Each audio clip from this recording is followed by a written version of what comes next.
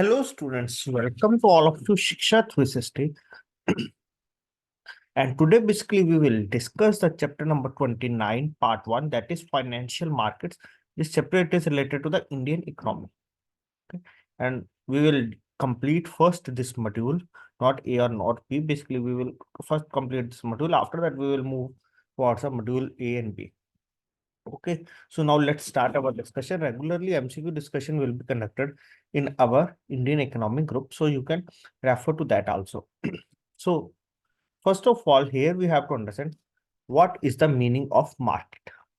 Market is simply like, in simple language, we can say that like where selling and buying of things takes place. That is, this will be market. Similarly, this thing, it is to be formal or informal. What is the meaning of that? Now let's try to understand. So typically a market, it is a place or a platform where commodities are bought and sold. Okay, so typically a market is a place or a platform where commodities are bought and sold. They may be formal or informal.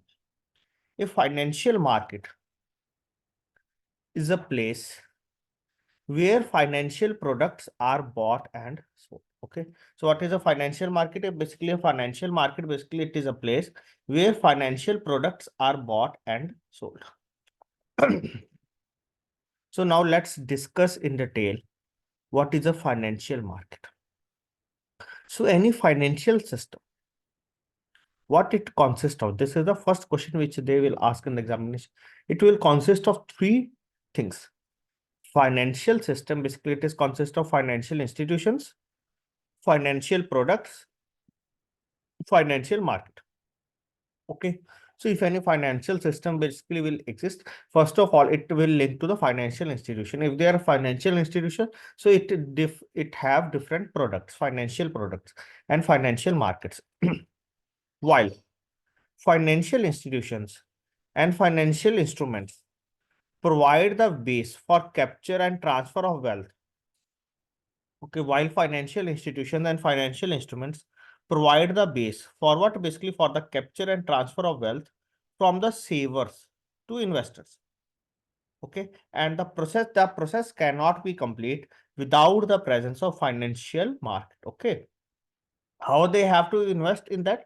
Basically in the financial market. Okay, so typically a market, it is a place where two parties can gather together to facilitate the exchange of goods and services. Okay, so typically a market is a place where two parties can gather together to facilitate the exchange of goods and services. The term market as used by economists has a different meaning from ordinary use. It does not mean literally the physical place in which commodities are sold or purchased, like in a village market, nor it does not mean the stages that a commodity passes through between the producer and the consumer. Okay, so what is the meaning of that? Now let's try to understand in detail. Instead, what it refers? Instead, it refers in an abstract way to the purchase and sale transactions of a commodity and the formation of its price. How the price of anything it is to be decided. Generally, it has some base price. Rest price, basically, it is to be adjusted on the basis of the demand and supply. Used in this way, the term refers to the countless decisions made by the producers of a commodity, that is the supply side of the market, and the consumers of a commodity, that is the demand side of the market, which taken together determine the price of the commodity. Clear? Basically, which taken together determine the price of the commodity. So further, that is a financial market is a market. Clear? As per economics, what is a definition of financial market? The financial market, it is a market where buyers and sellers trade money, commodities, financial securities, foreign exchange, and derivatives at a low transaction cost and at prices that are determined by the forces of demand and supply by a procedure known as price discovery. Clear? That are how we can calculate that price. That is basically a procedure that is to be known as the price discovery. Now let's try to understand what is a simple meaning of price discovery, which we will discuss later in the next session. So price discovery, it is basically a simple process by which market prices are determined largely by interaction between the buyer and the seller. So the most common graphic example of buyer and seller meeting at an agreed price level is the supply and demand graph. This is the supply, this is the demand. And where they meet, this is to be the equilibrium price. Okay. This is the offer price, this is the bid price. So this price which they have decided to sell and buy, that is bid offer spread. So a supply and demand graph shows the interaction between the consumer demand and the business supply. The point where they meet, it is called the market equilibrium or the equilibrium price. Okay, so this is the basic definition of the financial market. Now, evolution of the financial market and what are the financial market, or basically what the financial market comprises of. So an understanding of the organizational structure of market for financial instrument is vital. That is important for knowing the limitations and prospects in relation to efficiency, integration, and stability. Okay, so financial markets in India comprises mainly of the credit market, money market, foreign exchange market, debt market, capital market, derivatives market, and insurance market. So all these markets we have to discuss in detail one by one. So financial markets in India comprises mainly of the credit market, money market, foreign exchange market, debit market, capital market, derivatives market, and the insurance market. Now let's discuss one by one in detail. First of all, we will start through the credit market. I will discuss once again. So what are the segments of the financial markets? So the financial markets has a number of different segments. While commonly these markets are stated to consist of money market, foreign exchange market, let's discuss here, credit market, money market, debt market, foreign exchange or forex market, derivatives market, capital market, insurance market, and mutual fund market. Okay. All these are the different segments of the market. Now, first of all, we will discuss regarding the credit market. What is that? So the major institutional purveyors of credit in India are banks. Banks, either it is to be commercial banks, cooperative, and differentiated banks. So one question from my side to all of you, what is the meaning of the differentiated banks? Please comment in the comment section. And non-banking financial institution, that is NBFCs. The non-institutional or unorganized, sources of credit. What it include? It include money lenders, indigenous bankers, and sellers for the trade credit. Further, that is sellers for the trade credit. An important aspect of the credit market is its term structure, like short-term credit, medium-term credit, and long-term credit. While banks and NBFCs predominantly cater to short-term needs, financial institutions provide mostly medium and long-term funds. Okay, so basically if you want funds, or like we can say that in simple language, like loans.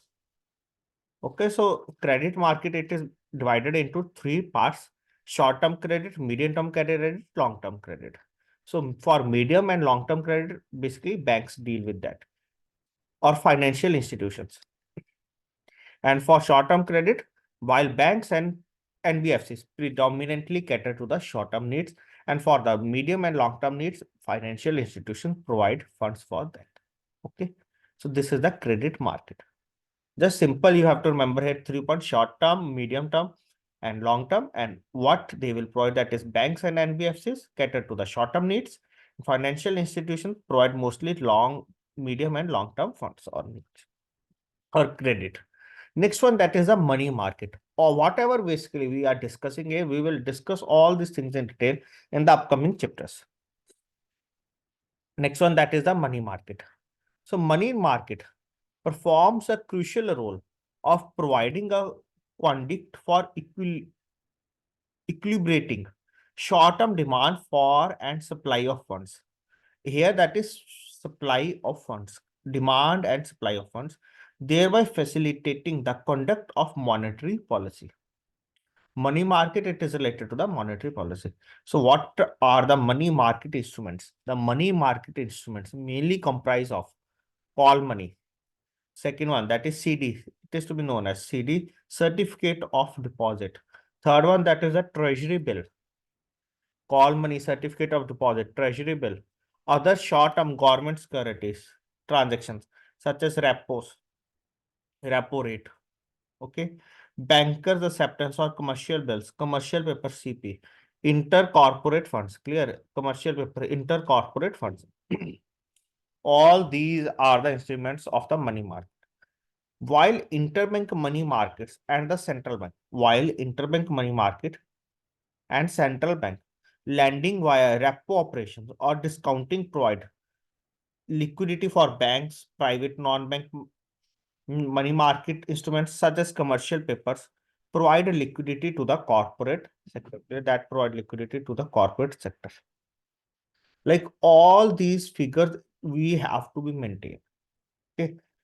Like here there are many other like cash reserve ratio CRR. We have to also maintain, that is up to this much amount we have to maintain the cash, not more than that. Okay. Liquidity we also maintain. Okay. So while interbank money markets and central bank lending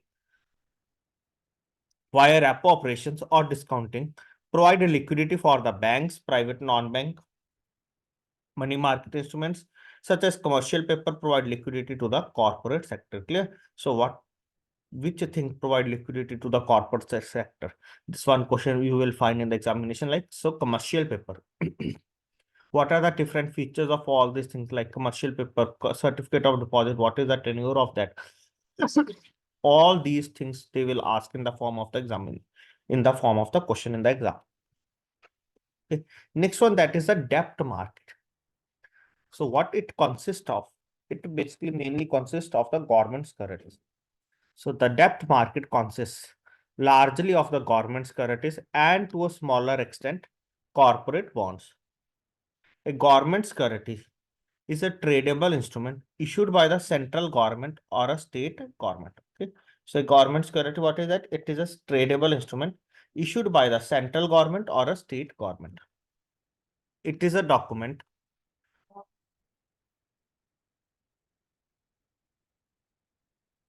of the government's debt obligation. Long-term securities like 10 years, 15 years are issued by the state governments, and these are called as state development loans or SDLs. Okay. So it is a document that it is a document of the government's debt obligation. Long-term securities are also issued by the state governments, and these are to be called as a state development loans or SDLs. Companies raise funds for longer periods. We can say that like 5 years or 10 years through issue of a long-term debt instrument known as the corporate bonds. Companies are also issues. Okay, so a company which is engaged in infrastructure funds or sorry, infrastructure products may issue debentures as a source of long-term funds. Clear? They will issue debentures. We can, like, this is the form of the certificate, and they raise funds from the market. Okay, so a company which is engaged in the infrastructure projects basically may issue debentures as a source of long-term funds. That is to be considered as the debt market. Now, next one, foreign exchange market. That is to be dealing with the foreign currency. So the foreign exchange market consists of the banks, that is authorized dealers, customers, and Reserve Bank of India. The forex market in India developed practically only after 1978. Prior to 1978, banks were permitted to conduct only merchant transactions and their cover operations. Clear? Prior to 1978, banks were permitted to conduct only merchant transactions and their cover operations. They were also required to keep their positions square or near square at all times during the day. it was in the year 1978 that banks were permitted by RBI to take trading positions, and they were also required to maintain a square or near square only at the end of the day and throughout the day. That is basically close their operation, that is close that specific transaction, clear, during all the times of the day. And after 78, they were also required to maintain a square or near square position only at the end of the day. Now, even after 1990, that is post-liberalization, there was a great change. Post-liberalization in the year 1990s, also the economy was open to a great extent and India became practically convertible on the current account. This led to increased turnovers in the forex market, which rose from approximately USD 6 billion daily in the year 2000 to USD 70 billion daily at present. Okay, only after the liberalization period. Clear, that is LPG policy. Clear, foreign company starts investing in India, and now the funds, that is basically foreign currency, flows more, and that is also lets the increase of the foreign exchange reserves of the country. Now, next one, that is the derivatives market. So till now, what we have covered, that is credit market, short term, medium term, long term. Money market, that is call money, certificate of deposit, treasury bill, T-bill, commercial paper, inter-corporate funds.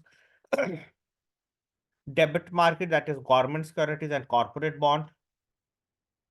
Foreign exchange market, and now next one, that is the derivatives market.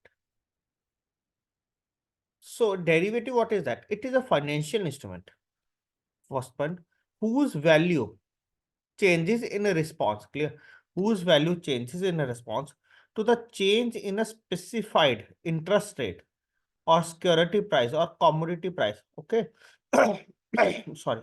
So if derivative, it is a financial instrument whose value changes in a response to the change in a specified interest rate, security price, commodity price, foreign exchange rate, index of rates or prices, or a credit rating or a credit index or a similar variable. Okay. So that is with respect to some specific thing, their price will change or their value will change. Or second one, that is that requires not initial net investment or little initial net investment relative to the other types of contracts that have a similar response to change in market condition. That is settled at a future date. In India, different derivative instruments are permitted and regulated by the various regulators. Clear? So derivatives basically it is to basically deal by the SEBI and RBI, mainly SEBI. Derivatives are of two distinct types: over-the-counter derivatives like forward contracts and interest rate swaps. Like, what is the meaning of forward contract? Like, you have purchased one currency for specific time, clear, and you know that basically at that time the value of the currency will increase, so you can sell that. Like simple, these things you will just for understanding purpose. Okay. So derivatives are of two distinct types: over the counter derivatives. What are to be included under that? Forward contracts and interest rate swaps. Like basically students who are preparing for the CAP, they are very well know regarding the interest rate swap. They are asking questions, basically numericals on the basis of that, and we will cover here also. So just for the understanding purpose, what is the concept of that? And exchange the traded derivatives like futures and options, like share market. Okay, all these things it is to be included under that. This is the derivative market. Index of prices or rates. Different indexes are to be there. Next one, that is the capital market. So what it includes of? So capital market, it is a market for long-term equity and debt. Capital market, it is a market for long-term equity and debt. In this market, capital funds comprises of both equity and debt are issued and traded. Okay, so in this market, capital funds comprises of both equity and debt are issued and traded. This also includes private placement sources of debt and equity, as well as organized markets like stock exchanges. Clear? So what it includes? Capital market, basically this also includes private placement sources of the debt and equity, as well as organized markets. What is the organized market? Like stock exchange. In common parlance, capital market, capital, like we can say that you are going to build any asset. So it is generally, it is to be considered as the market for long-term funds. So the capital market further that is provides long-term debt and equity finance for the government. Clear, the capital market provides long-term debt and equity finance for the government and the corporate sector. By facilitating availability of long-term finance, the capital market mediates between the conflicting maturity preferences of lenders and the borrowers. Like lender want to sell at this price and borrower want to this one. Okay. So by facilitating availability of long-term finance, the capital market basically mediates between the conflicting maturity, like decision, preferences of the lenders and borrowers. The capital market further that is also facilitates the dispersion of business ownerships and reallocation of financial resources among the corporations and industries. In both equity and debt, there exist primary capital markets and secondary capital markets. Clear? So capital market, it is further that is primary capital market and the secondary capital market. This chapter basically it is just an overview of all these things and whatever we have to include under what is the detailed process under these markets and how they perform, we will cover in the upcoming chapters. Clear? One specific chapter for each market. Okay, so in this session, we have to discuss up to this much point. In the next session, we will discuss regarding the insurance market, mutual fund in detail, and after that, we will discuss the functions of the financial market. Clear? All these things we will cover in the next session, along with some of the questions. Okay, so we will complete all these things in the next session. Very easy price discovery, which we have already covered, and the graph, that is the supply and demand, through which we are able to decide the price. Okay, so all these things we will cover in the next session.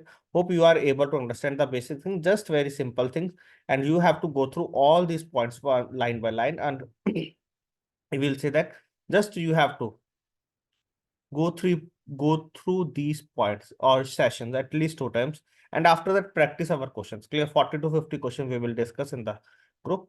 Definitely you are able to clear your exam and able to attempt all the questions correctly. So thanks to all of you for joining this discussion.